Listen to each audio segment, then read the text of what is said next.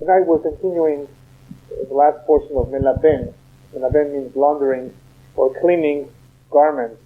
Not necessarily garments, but in the time of the Mishkan, that was the process of cleaning the wool from the sheep. After it was removed, after it was sheared and cut, the next step was cleaning it, after which we will see the following step is menapes, to comb the wool. So we left off in the middle some additional points involving laundering or washing of clothes. There are some prohibitions that are midrabanan, by rabbinical decree. They're not assumed midoraisa, nevertheless they're still prohibited because they resemble the original thing. One of them, we've covered in the past, I'll just go over it again, is taking a garment that's maybe wet and hanging it out to dry in the sun, or putting it in a place which will dry out because it's very warm, very hot, like on an oven, a radiator. That is prohibited to do because that is also a form of libun, or bishul according to other opinions, and that would be also asur to do. Now, what do you do with the raincoats, for example? Let's say you're walking in the rain and you become wet. Where can you put that raincoat? You can't just hang it outside because, again, there's a problem of marit ayin. It appears as though you've just taken clothing, laundered it, washed it, and you're drying it up. So the best thing to do is, especially if we're dealing with a raincoat, which most people would hopefully understand that you got wet in the rain and you're not washing it because you usually send it to the dry cleaner, right? So you're allowed to put it in the bathtub. You're allowed to hang it even in the bathtub. Not hang it outside where it will dry up with the sun, because that already appears too similar to the way we usually hang clothes and dry. But to put something in the laundry room, to hang it in the tub with a hanger, is permissible if we're dealing with clothing such as raincoats, which are ordinarily not washed. And it's not in a place where you would ordinarily hang it anyway, then for sure it's okay. However, even though laundering is a problem and hanging clothes is a problem, if you hang the clothes before Shabbat, there's no marit ayin, because hanging clothes, once the clothes is hanging, everybody knows that it's been there for a while. It takes a while to dry up in the sun. The problem of where marit ayin comes into play is when you're taking it out and hanging it. So one may think you just washed it and now you're hanging it, sees it's wet. If somebody sees the clothes already hanging on the line, it may have been there many hours before. So it's okay for the clothes to be there once Shabbat arrives. If you've done the laundry before Shabbat, you're hanging it now outside to dry up, even though an hour later it's going to be Shabbat and it's still going to be hanging there outside, it's permissible. No, but you can't take it off, it's muktzah, right? The clothes are muktzah, yeah. Once they were muktzah before Shabbat, right? It's muktzah and you don't touch them until later. As opposed to clothes that were dried in the dryer inside the house, that's a little bit different because it becomes completely dry. You know it's going to become dry on Shabbat. So it was really never, in a sense, muktzah, to say. While the clothes is wet, it's still muktzah, but once it has become dried, you can take it out of the dryer. The dryer can operate. If you started the washing machine and dry before Shabbat, you could continue on to Shabbat. That's correct. And shvitat kelim b'Shabbat, your machinery is allowed to continue to work. The only problem with the heavy machinery or any machine that make a lot of noise is that it gives the appearance as though work is being done, and also it's a form of interference with the Shabbat. It's too noisy. So if something is too noisy, you don't want to have it running before Shabbat, even though it's going to be before Shabbat, because it's too much. It's not in the spirit of Shabbat. Right? Okay, something which is permissible, even though it involves soaking a garment, is something called derech lichluf. That's a very important condition to keep in mind, that even though we're not allowed to soak clothing on Shabbat, we're not allowed to launder it and so forth, we're not allowed to wash it from any stain. If something is done derech lichluf, it's permissible. Derech lichluf means by soiling it, by making it dirty. For example, let's say you have mud on your hands, or you got some ink on your hands. Your hands became dirty. So by taking, that's the example with Tovea. They're very similar. A similar situation would be if you take, let's say, a cloth, and you dip it in dirty water. You're soiling it, you're not cleaning it. That's called derech lichluf. Another typical form of derech lichluf is when you're wiping. You're wiping an area that is dirty with a cloth, right? You're not really soaking it. You don't want to launder it. You don't want to clean it.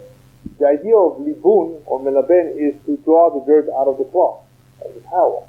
If by the action that you're taking, you're going to make that cloth or that towel dirty, even though it's going into water and liquid, that's called soiling. That's called derech lichluf. That's not called libun. Because just because it comes into contact with water and it appears as though you are laundering this magevet, this cloth, it will be permissible. You just have to be careful of pita. Pita is always a problem. You cannot squeeze anything out of its water. Once you squeeze, you extract it, it's a form of libun, so you have to be careful with that. So there's no problem with drying up your hands. We use a towel to dry up our hands, even though our hands are wet. The towel is going to become wet. Isn't that soaking the towel? Isn't that laundering the towel? No, we're not laundering the towel. We are doing something derech lichluch. We're doing something by way of soiling. We're soiling the magevet. We're not cleaning it, right? So that's called derech lichluch. The only thing you have to be careful with derech lichluch is not to use a regular shirt or linen from your bed, because there are certain items that are more easily, you can more easily come to squeezing it because you're interested in them drying as soon as possible. Bed linen or a shirt that you still use, if you're going to use that to clean up a wet surface, that may easily lead one to tefita, to squeezing out the water, because that is a beged or a garment that you want the water to feed up. With a towel, you don't care if it's wet. You just put it aside, you let it dry up. With paper towels, it's always easier. So anytime you have a choice between using cloth or paper, use paper. But even once you apply the paper, you still want to be careful not to squeeze it. But there are more leniencies with paper than there is with regular cloth. And as I explained 2 weeks ago, whenever you're dealing with wet surfaces on the table, on the floor, of course we're not using mops, we're not using sponges. If you want to use a towel, use a big towel. Don't use small towels or small rags, because the smaller it is, the easier you can come to squeeze it. If it's a big towel and a small surface of water, then that will easily absorb the water, and we will not have a problem of shechita. We're talking about paper that is torn. Torn paper, obviously, you have torn paper, you have napkins, right? On the table, something spilled, right? Wine, right? The wine is for sure going to dirty the towel. It's going to dirty the towel because it's a different color, the discoloration. That's called derech lichluch, and that's permissible. Yeah, the maid no problem with it. Yeah, exactly. So there are various concerns. We have various concerns with cleaning wet surfaces, using a garment, soaking it, because it can be a form of libur, at least with the Rabbanan, by rabbinical decree, and one has to be careful. So the best thing to do is, if you have paper, is use paper. Otherwise, you can use a garment too, cloth or rag, as long as you're careful and not to do any tahitat, not to squeeze it. Okay, let's go on to the next very quick and very brief melachah called menapetz. You probably never run into it. That's the next step in the processing of the wool. The shearing of the wool was step number 1. That's called bruzes. We spoke about that 2 weeks ago. The following step was melaben, putting the wool in big vats of water and chemicals so we can bleach or clean the wool, remove all the particles, all the dirt from it. And now we're up to menapetz. You can't take this clean wool and just start making a garment from it. What's the problem here? We need to prepare it in such a way that we can dye it to the color that we want, and we don't want it to be coarse. We want the wool to be smooth. So what needs to be done after the shearing and the cleansing? There's something called menapetz. Menapetz is the combing of the wool. When one combs the wool through combs, special combs, one is straightening and separating the fibers. And in the process of separating and straightening the fibers, you're removing any particles that may still be there, right? And you're untangling also the knots. It's all tangled when you first cut it and bleach it and clean it, right? So menapetz is the next step, and it's an important step in preparing the wool before it is spun into threads. So before you can make the actual thread, you have to go through the menapetz. So this menapetz ordinarily is done with special combs, but it's also still to do with by hand. Separate the fibers, and some say it's also good to do the havata, to use a stick to straighten it out or to separate the fibers. That's called niput. Niput is also shayach to chol minei tivim, meaning in any type of fibers. It doesn't have to be wool. Anytime you take some fibers, even if they're synthetic, and you somehow comb it, you separate them, to untangle them, to prepare them to be spun, so you can make something out of it, it would also be called menapetz, and it would be asur. Menapetz is not very relevant. You don't come across it too often, because for the most part it only applies to fibers that are detached. Something which is attached, like our hair, you can't really make menapetz on it. That's number 1. Number 2, you don't use your hair to eventually weave it or spin it into something, right? There is a question, however, about wigs. Since the wig is synthetic, it's not attached, it's already detached. If combing it, if untangling it, will be menafet or not. We talked about a while ago, and everybody I think agrees that if there is any problem with combing the wig, it may be that one may come to tear by combing it too hard the hairs, the fibers on the wig. That could be a problem of tearing. Because eventually we'll talk about what the problem of tearing or destroying on Shabbat is. There was no problem of gozez, of cutting or shearing on a wig, but it can be a problem of korea. But some say there could be a problem of menapet if one straightens out the wig. So regardless, the reason we don't straighten out wigs on Shabbat, unless we do it with a bath comb. Bath comb, if you need to comb the wig a little bit, it's okay. But otherwise, menapet, for the most part, only applies to fibers used for the purpose of eventually spinning it into thread. Okay, now we're going to go into an interesting melacha that is very applicable all the time, and it's called sovea. Sovea is coloring, painting. Now, as you know, there's various ways of coloring fabric and the like. There's various dyes. After the wool in the Mishkan, in the preparation for building the Mishkan, and later on, during the time they had a Mishkan, the dyeing process was a step following the menapets. The wool was ready to be dyed. Anybody recall what three colors were used for the dyeing process? Techelet, argaman, v'tola achani. Techelet is a kind of blue. Argaman is a kind of purple. V'tola achani is a kind of red colorization or pigment that was used for the various things that needed to be dyed in the Mishkan. But it doesn't mean that these are the only colors, that there is sovea. Sovea applies to any color. Anytime you are beautifying a surface by painting it, by applying a color to it. What I wrote over here is that it applies to whether there's a shinui or whether there's a process, meaning whether the fabric itself absorbs the color and it completely changes color, or whether you're applying just a layer on top, on the surface. You haven't changed the material. Like cars, you're applying a paint on top. You haven't changed the metal. It's already on the top. So regardless, as long as you're beautifying something, your intention is to beautify it, to apply this color, whether it's on the surface or whether it's absorbed as a dye in the fabric, all of that is sovea and it's asura. That's a good question. The colors came from various sources. Some of them were from herbs, which were crushed, made into a paste, and eventually boiled to make the dye. Okay, I listed over here many applications. And for the woman, the most interesting one will be, of course, makeup, which we'll talk about today. How to deal with the issues of makeup. So coloring a garment can also be if you are darkening the color, in other words, increasing the color. Even though it's already colored, you increase it, you improve it. That would also be asur. And colorization also applies to gleam or to hard surfaces. Davar kashe, in other words, let's say, like I said, metal or liquids. Now, liquids is a little tricky, as we'll see later. There's a difference between food and other items that may be liquid. But just because when we think of coloring, we think of painting surfaces, don't make the mistake of thinking that it doesn't apply to liquids. If you mix liquids and you create a color, like in making a dye, right, that will also be sovea. According to some opinions, the actual making of the dye itself, the mixing is sovea too. So whether it involves liquids or whether it involves a hard surface, they're both considered sovea and they're both asur on Shabbat. There's an interesting discussion about what's the difference between writing and coloring. Why isn't it that when you write, you are coloring? When you write on the surface, aren't you coloring it? Let's say you take a nice marker, right? And you write. Isn't that called coloring too? So what's the difference between coloring and writing? Eventually we'll talk about writing, but the simple difference is that writing, the prohibition in writing is we are creating symbols. We're not beautifying the surface upon which the letters and words are being written on. We couldn't care about the color. All we want is a symbol. It happens to be that we need symbols to stick to something, so we write it on something on a surface. So there's a difference, obviously, between tiva and tziviyah. Therefore, when one writes, he's not over on the isur of sovea. Sovea is a whole different idea. It's the beautifying a surface by applying a color. That's the basic difference. Now that we know what sovea is all about, one of the most important conditions for sovea to be asur midoraita is that it's a tseva sheyesh lo kiyum.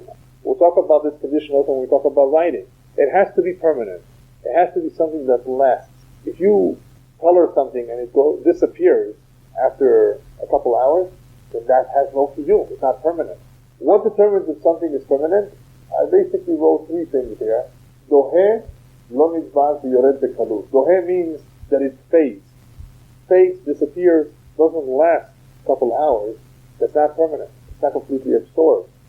That's the next one. Lo nidbas, not completely absorbed. It does not stick to the material. And you will see where this is important to note. And the third one is yored bekalut, that you can easily remove it. Now you're going to tell me I can also remove paint from a car by applying a good paint thinner. No, that's not what we're talking about. What I said is easily removable. If you can easily wash it off, crayon. Crayons is not a sumi doraita, because it's easily removable. You can't color with crayons either, because even though it's lo mitkayem, it's a sumi derabanan. So just because I said it has to be mitkayem, it has to be durable, it does not mean that if something is not durable, I can do it. Many times you will find in the halakha something called patur. If you did it, you are patur. Patur means one is not transgressed.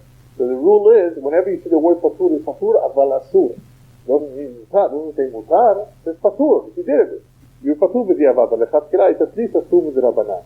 So any colorization that is not lasting is at least prohibited in the Rabbanan, in the Nekodik. Yeah, I'm going to get to that. Right. With the wine too, one of the issues was the laundering. So we said derech lichluf is permissible when it comes to laundering, because you're not laundering the garment. It's becoming soil. So even though it's coming in contact with water, but if it's a dirty water, or like wine, and that's not called laundering. It's called derech lichluf, and it's not permissible. Even if it's clear water, what you're doing is wiping yourself. You don't want the garment necessarily to become clean. And that's permissible. That's called derech lichluf, and we will see that here too. So these are the three conditions of how to determine if a tseva has kiyum or not, if it's permanent or not. If it's not permanent, then it's not a sumi d'orata, but it's still prohibited in the Rabbanan to color it. That's where makeup comes in. Makeup is a very, I guess what the word for it would be, there's a lot of discussion in this area of what is and what is not permissible and how can it be done nevertheless. As you know, for women it's very important to look nice, not only with jewelry, not only to dress well, but also to put on makeup. It's as old as, what did it say, sliced cheese? It's even older than that. Yeah, this is important, it always was. Sliced bread? Okay, same idea. Older than that. Okay, cosmetics. So what do we do with cosmetics? So now that we know more or less what the problem is, you can already figure it out. One of the issues, at least, in cosmetics is the color. It's only one. There are other issues. There are other problems. But we just said that there's something called davar mitkayen, davar lo mitkayen. So perhaps cosmetics is not such a big deal because it's davar shalom mitkayen. It's not permanent, or is it? How long does it last? If you ask women, they want it to last as long as possible. Right. So there are various issues here. Even though we're talking about the skin, there's no real beyond the skin. Nobody wants to paint their skin. It's not something that's usually paintable. So that's a point to remember too. Keep in mind that this is not a real tseva. However, it's at least assumed in the Rabbanan. So cosmetics, according to the halakha, and again, I didn't clarify yet all the various types of cosmetics, but just to make a point, cosmetics, according to the halakha, is at least assumed in the Rabbanan because it's a form of colorization, because that is the intent of the woman. She wants to color herself, even though that's not the usual way of coloring or painting. That's what she wants to be done. It is very similar to coloring. It is a form of coloring. Therefore, it's a at least with the Rabbanan and Shabbat, to apply cosmetics. For everybody. Right now, I only made the statement. I didn't clarify. Now I'm going to clarify. But the halakha is very clear. The halakha is cosmetics, asur on Shabbat, at least with the Rabbanan. It's a form of surveillance. Now, what's involved in cosmetics? I'm not an expert, but I think I know more or less. So I wrote the three major areas. Area number one, lipstick. Area number two, I think they call it rouge or blush, right? What they put on the cheek. And number three is eyeliner. Is it eyeliner or is it something else? Eyeshadow, I think I remember that word too. What? Shadow or eyeliner? Or they're two separate things, actually. Actually, they're two separate things. I remember now. I actually put a fourth one there. But anyway, in Hebrew, it's all the same. Now, the reason why all these three are important is because even though it comes under the category of makeup, as I just said, there may be additional problems, not just coloring. What other problems can there be? When you're applying lipstick, it is a similar problem that exists with soap and with all sorts of ointments that one smears on the skin, which eventually we'll talk about, memareach and memachek. The additional melachot, the one can be transgressing, possibly, if one applies lipstick. I think this is more lenient. We're going to get that. Powder. Yeah, well, right? So right now, I'm just generalizing and telling you how it is in principle. So cosmetics is a problem, not only because of Sovera, there can be additional melachot, especially in lipstick. With odem, with rouge, there are some that contain oil. And it can also be a problem of smearing it on the skin. And with the eyeliner, it could be even a form of kotev, form of writing. Not necessarily, but it can be. Either way, with cosmetics, there may be additional problems, not just with Sovera. Even if we get rid of the problem of Sovera, we may have other problems here. So what do you do today? Well, there's 3 things you can do. 1, you cannot wear makeup. And I don't necessarily encourage that. I think every woman should do whatever she can at all times to look good. Now, Shabbat especially, if she goes out, what does she do? So I am told, correct me if I'm wrong, that there are some that are longer lasting. Therefore, right before Shabbat, put it on. And that's what many people do. That's what many people have done for ages. Right before Shabbat, they do their nails, they do everything, including they do everything that they can. It comes off a little bit on Shabbat, like a lipstick. Okay, so what? You still have the rest of the face, right? And I'm sure it will still look nice, and not all of it will come up, right? Yes. Yeah, I'm getting to that. Don't jump, don't rush. Wait a minute. I told you there's 3 things you can do, right? So number 1, you can do nothing. Number 2, what people have done for ages and still continue to do, and that is the best solution, by the way, according to some. And that is just right before Shabbat, you put on whatever you want to put on. You put on right before Shabbat, you have no problem with that.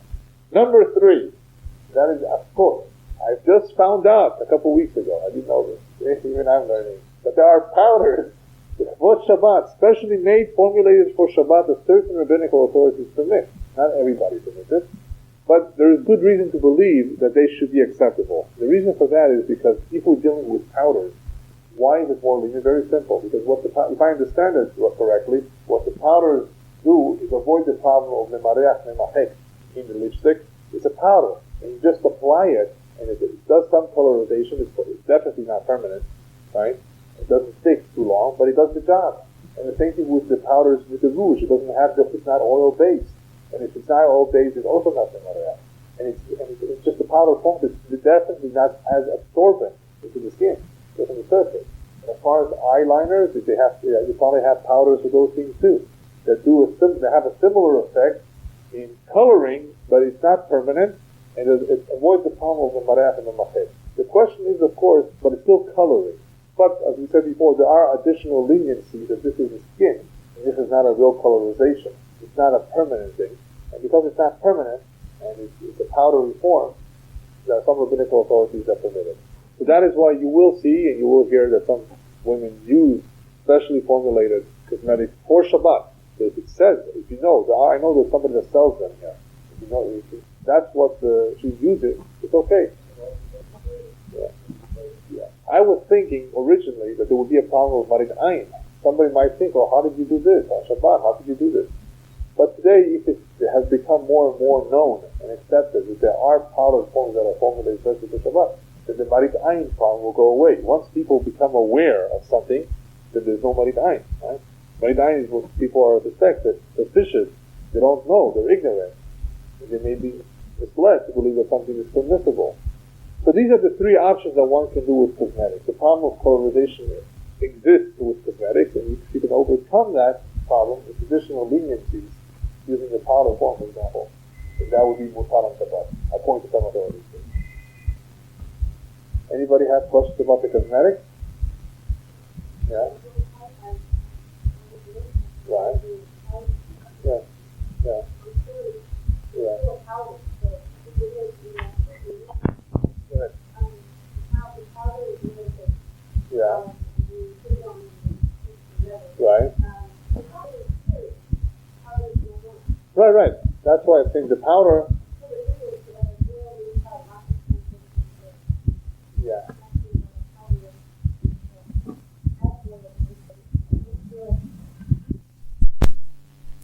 might be additional problems, additional melachot, but even if we don't have the smearing problem, regular cosmetics, according to the halakha, it's a very clear halakha, is a sur on Shabbat because it's a form of tovea, only because of that. So with the powders, you have additional leniency because of the way it's formulated. But if you don't have the powders, you have regular cosmetics, regular roofs, you can't use on Shabbat. It's a sur. There's no heter for that. The only heter is for using those that are formulated for Shabbat, or that there is an opinion that says that this particular one is not a problem for whatever reason, right? Ordinarily, just applying a regular rouge in the market is a sur on Shabbat. It's a halakha mefuresh, it's a clear halakha. Yeah. Right. But that's what the halakha says. In other words, the halakha says applying rouge to the face is a sur. A woman cannot apply rouge to the face or blush. No. It doesn't say. It doesn't say what kind. The halakha says that one cannot apply or use any of these things because it's a form of tovea. However, there are leniencies with certain types, perhaps, that are not the same. So they're not as permanent, perhaps. They're powdered form, and there's very little color, right?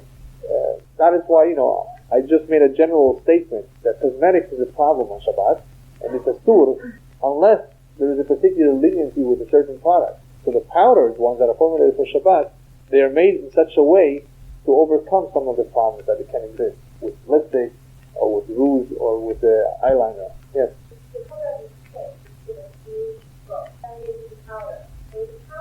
That's not a color. It's not a color. It's mutar. If it's like a powder, that's okay. Well, no, oil-based could be a problem with mareach. That's not the problem. The main problem with cosmetics is because this is a form of tovea, and that is why it's a sur. Unless there may be some leniency that this particular type vanishes after a couple seconds. It's not a real color. It enhances something. So one has to really look at these products and see perhaps if there's any heter for them. Otherwise, my best solution is to do it right before Shabbat with the strongest and the most lasting tie. That's what all Jewish women have done for years. Today they came up with some powder, but even that I'm not so sure how good it is. Yeah.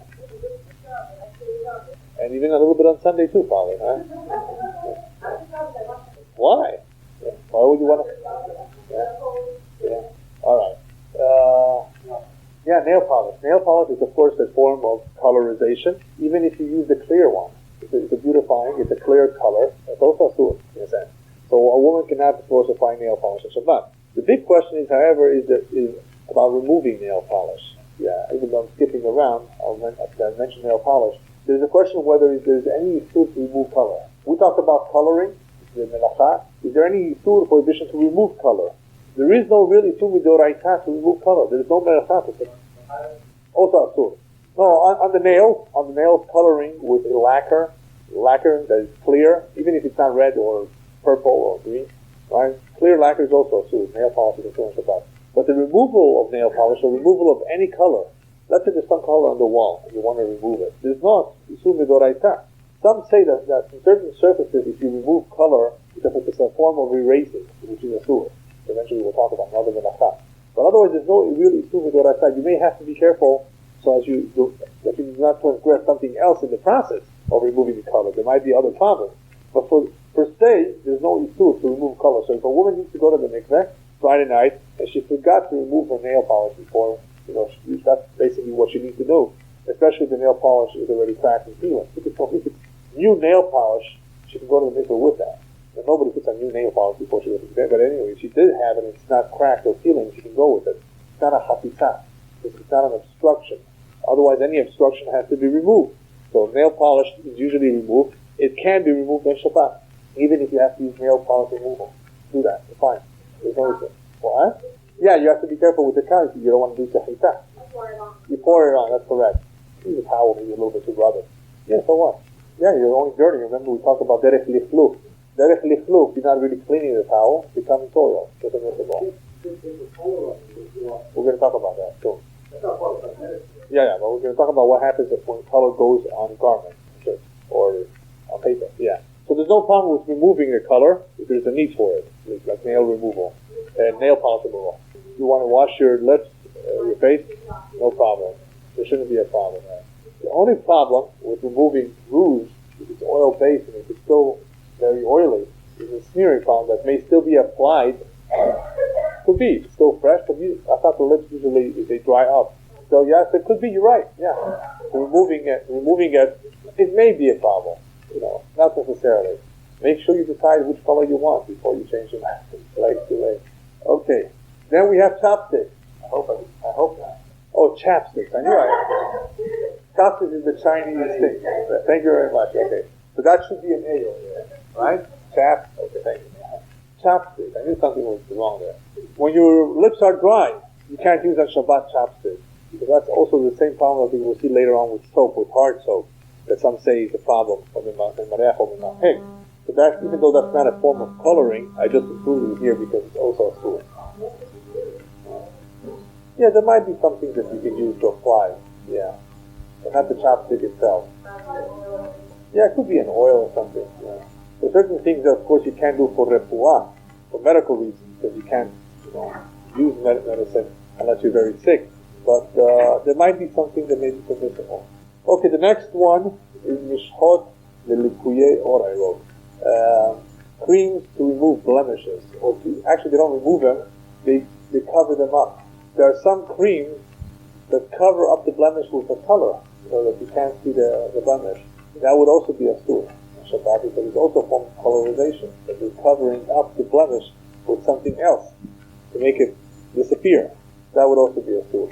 Alright, to the art mine, color dyeing of water. This can be a problem.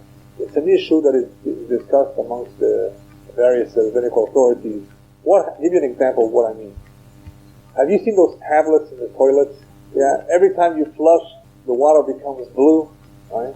And there are situations where diabetics and other people who are sick or other ailments take something that they put in water or in the urine, and what they use changes colors. Depending on the color it changes too, you can detect different things. I call them detectors, thermostats or detectors that change colors. There's a question whether Sovea applies to these things, because you don't really want these things to be colored. That's not your interest. So some, of course, with the toilet, some people are careful not to flush the toilet, if it's going to turn blue. But obviously, if you don't have any other toilet, you can use that, because your intent is not to color the water. Remember, we said colorization applies to liquids too. You can't just color water. Yeah, of course you can. Or not.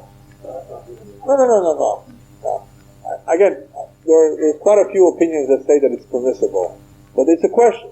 Since colorization applies to liquids too, it would apply to water, but your intent is not to color it. It just happens, so it may not be prohibited. But you have to the reason I wrote it is because you have to be concerned, and you have to keep in mind that there might be other areas in life that colorization can happen by some action, and if you can avoid it, you need to avoid it. I'm going to talk about that. Okay, soon. Okay, good question. Okay, but this is an important area because colorization does occur. But since that is not your intent, you don't want it. So, depending on how it happens, it may be permissible. But if you can avoid it, you should avoid it. Okay, we spoke about eliminating the color. Removing the color is not a problem. It's applying the color. And now we come to food coloring. There's a cloud that most opinions go by, and that is what we hold by today. She'en sovea be'ochlin. There is no colorization when it comes to food. You want to add an ingredient that's going to make it turmeric. It's going to make your rice yellow. Right? Permissible. You're going to add tea or coffee. It's going to make your water brown or black. That's fine. Even though we said that sovea applies to liquid, it does not apply to food. There's no painting with food. Food is something that's the way you eat. That's the way it goes. You tend to not necessarily color. Even though you may want it to look nice, so you want the color to be there, still, this is the way you eat it. It's all food, therefore there's no problem. There are some opinions who are careful with, believe it or not, in case you hear about it, don't be surprised about tea and coffee. Because they go by the more stringent opinion, they're more mahmir, and there is such an opinion that there's no such rule of entiyado clean. If it applies to liquids, it applies whether it's food or non-food items. So there are some people who are careful with it, and don't be surprised if you hear somebody tell you that. But that's the humrah. It's a more stringent opinion. We are more lenient. We go by that rule that is acceptable by most rabbinic authorities. But there is no tseva when it comes to ochlim, when it comes to food. Okay, now an important area of tseva is called derech lichlof. Remember we spoke of, yes, no problem. let's say you have white wine, and you're drinking for Pesach, the Arba Kusot, as you know, the mitzvah is to have red wine. It's permissible for you to add a little bit of red wine to make it red. No problem. That's food. That's food, it's drink. Right, even if it's a liquid, because it's food, we go by the rule, en seva be'ochlin, and therefore, anytime you're coloring a cake or any food item with food coloring, as long as that food coloring is being used for food, it's permissible. If you take some other material other than food and use food coloring to color it, then of course that's tovea. Just because it's food coloring doesn't mean that it's mutar. Unless you use it for food, then the food coloring is okay. Yeah, no, that's not a problem either. Yeah, because your intent over there is similar. If you don't want that to happen, right? You don't need the colorization or something. And it's very similar to the next item that we're going to talk about, which is a very important item to keep in mind. And that is derech lichluk. Just like we had the klal of derech lichluk garments, that you're allowed to take a cloth, a rag, a towel, and clean a wet surface, clean a dirty surface, even though it's coming in contact with water, you're not laundering that garment. It's derech lichluk. You're soiling it, if anything. You may be even coloring it. That's why derech lichluk is also an important rule when it comes to colorization. Even though it's asur to color a garment or any surface, it's mutar if it's derech lichluk. What does that mean, derech lichluk? Let's say you're bleeding, okay? Are you allowed to take a towel and clean yourself up? The towel is becoming red, and that's a permanent mark on the towel. And it doesn't come up easily, it doesn't fade, but it's derech lichluk. You don't intend to color it. It's becoming dirty. Are you beautifying it? Remember we said the colorization beautifies it, the surface, or whatever you color it. This is becoming soil. This is derech lichluk. It's permissible according to the halakha. Now some say that, of course, this could be a problem too, and therefore it's always best to use disposable items that you really don't care for them, like paper and tissues. With paper and tissues, just like it was more lenient with absorbing water, you're not really laundering paper, right? In the same way, using something that's disposable, that you're going to be throwing it in the trash, kapach, is easier and it's better with stain, with wounds, with blood stains. Some say that, of course, if you can, everybody agrees with that actually, you should just wash it underneath the sink first.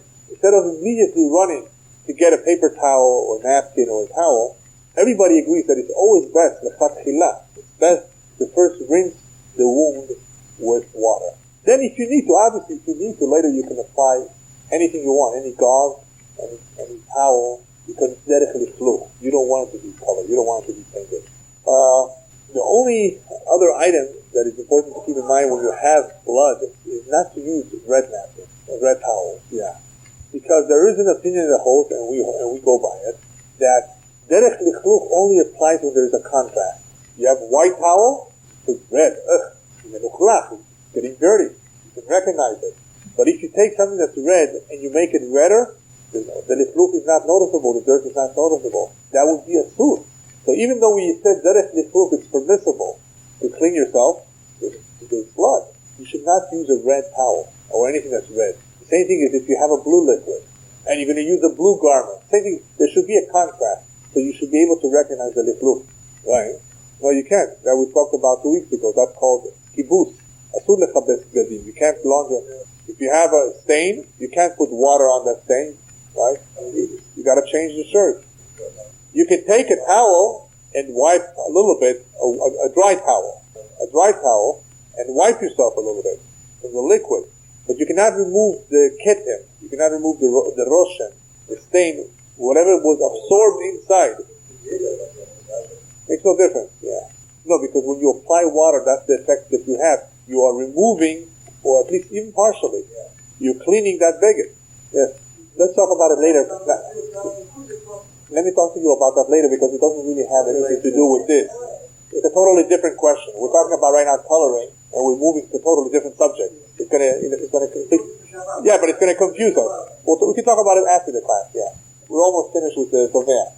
So derech lichluk is an important rule to remember that it applies also when you're soiling a garment, even though you're coloring it. If there's a contrast called lichluk and it's permissible, if it's the same color, it can't be a problem. So the best thing to do is to use paper. The paper there are more leniencies, and the same is true for a woman who is a nidah. a woman who is cleaning herself, checking herself to see if there's any blood during the cycle. Even though there may be blood, the blood is going on the garment that she's checking with, that's also derech lifluf. And all she's doing is really checking. She does not intend to color that cloth. So it's permissible. There's no problem whatsoever for a woman to check herself, even though with whatever she checks herself is going to become dirty from the blood if there's any left there. Obviously, yeah. Nobody uses a red cloth anyway because you have to see this blood. The halakha is to use a white and clean cloth so you can detect if there's any dust. So there is no problem with that. The last item is mishhat nalayim, shoe polish. With the shoe polish, you may have additional problems, just like you have with lipstick, and with anything that is being smeared, or with the hard shoe polish, whether it's the hard or the liquid, there can be additional problems. So whether it's the liquid shoe polish, whether it's the hard shoe polish, you can't use it on Shabbat. There's at least a problem of soveah, of coloring, and there can be additional problems too. So obviously, the best thing to do is do it before Shabbat, just like anything else. Yeah, these are some of the examples that you may run into. There can be additional problems in Shabbat. Some of them are sumidoraita because they're permanent, and some of them, even if they're not permanent, they're temporary. It doesn't have a kiyum, it's at least a sumidorabanan. So if it doesn't meet the criteria of fading quickly, doesn't stick, it doesn't come up quickly, easily, then that could be permanent. It's a sumidoraita. It makes no difference because either it's a sumidoraita or a sumidorabanan. You can't do it anyway. You can't color it. So usually, whether it's a child playing with crayons that are not permanent or using any ink that may easily fade after several hours, it's at least a sunnah rabbanan. There is an area where temporary, something that is done temporarily may be permissible in a certain circumstance, that is writing. We'll talk about it, we'll talk about writing. What happens if you have to write, you have to sign a document on Shabbat at the hospital, you need to sign. How do you do it? So we'll talk about when we talk about writing. But even then, even in writing, there is this condition of permanent versus not permanent, just like there is in coloring. Okay, that takes care about Sover. As Hashem, beginning next week, we'll be covering a very, I think it's the beginning next week, a very intricate area of garment construction. Talk about the various steps in preparing the wool. We've sheared it from the sheep. We've cleansed it, we've bleached it. We've made the boots, the combing it, and now we've dyed it. Right? So the wool is all dyed. Now it's being ready. We're going to spin it and do all sorts of things with it. Weave it and do various things that are done, various processes, various steps in preparing a garment. And they constitute several melachot that are prohibited on Shabbat. So you may not come across it too much unless you like to make sweaters, knit, and so forth. And the other melachot that will apply to Hashem after this process that do apply much more regularly are tying and untying. That's already a little bit something much more relevant, something that we deal with more often. Nevertheless, Hashem will go through them and explain them as best as possible. And I'll try to bring some pictures so you can see what it looks like. Yeah. Okay. Yes. One second. Any questions about the Sover? Let me just say, any questions about Sover? About coloring? Please. Okay. Hashem will continue next week.